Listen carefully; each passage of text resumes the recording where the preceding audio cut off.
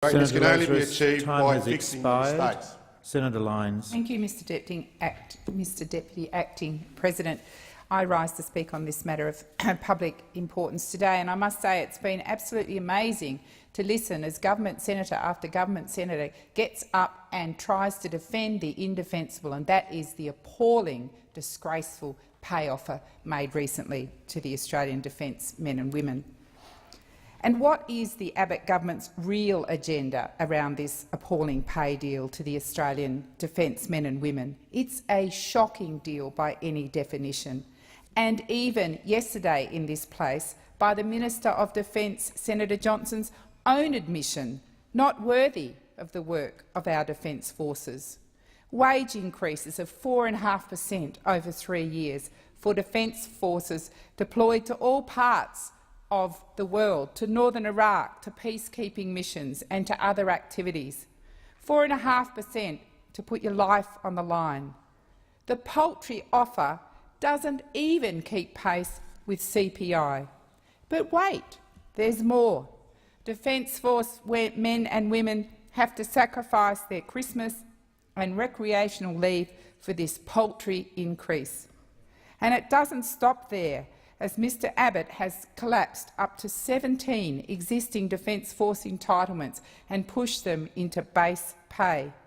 Entitlements such as separation, hardship, overseas and skill-specific allowances.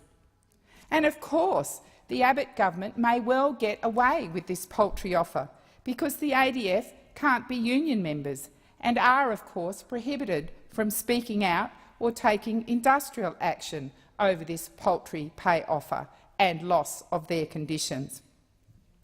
But as Labor knows, with the Abbott government there is always an ulterior motive, another sneaky deal, a backdoor way of operating. This disgraceful pay deal to the ADF is also about the whole of the public service, where there is a union and where the government is making no headway at all with its mean offer to public servants. So it thought it could put pressure on the rest of the public servants by starting with defenceless defence. We know this is the Abbott government's real plan.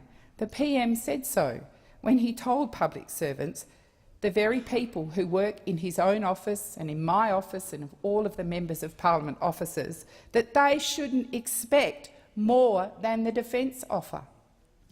But that's failed too, because public servants in the largest government agency, the Department of Human Services, have just voted overwhelmingly, one of the largest industrial action ballots ever to take place in this country, and 95% have voted in favour of taking industrial action. And Senator Abetz described that as irresponsible, that threat of industrial action. What's irresponsible is the disgraceful pay offer to cut the working conditions of public servants for less than a 1% increase. It is the absolute right of union members to take industrial action. There's been a ballot, and the overwhelming response is yes to the question of industrial action. This is absolutely legal. There's nothing irresponsible about it at all. It is legal to the letter of the law. The time has well and truly come for the Abbott government to start to take responsibility for their own actions in their disgraceful offer to the ADF personnel, their own actions in continuing to deny hard-working public servants the right to a pay offer. They haven't now had an increase for some of those people for more than 12 months. The very people who work in the offices of all of us who operate in this place are also part of that group. It is time for the Abbott government to take responsibility, fix the public service offer to a decent level and certainly fix the disgraceful, indefensible offer to the Australian Defence Force personnel. Thank you, Mr Acting Deputy President.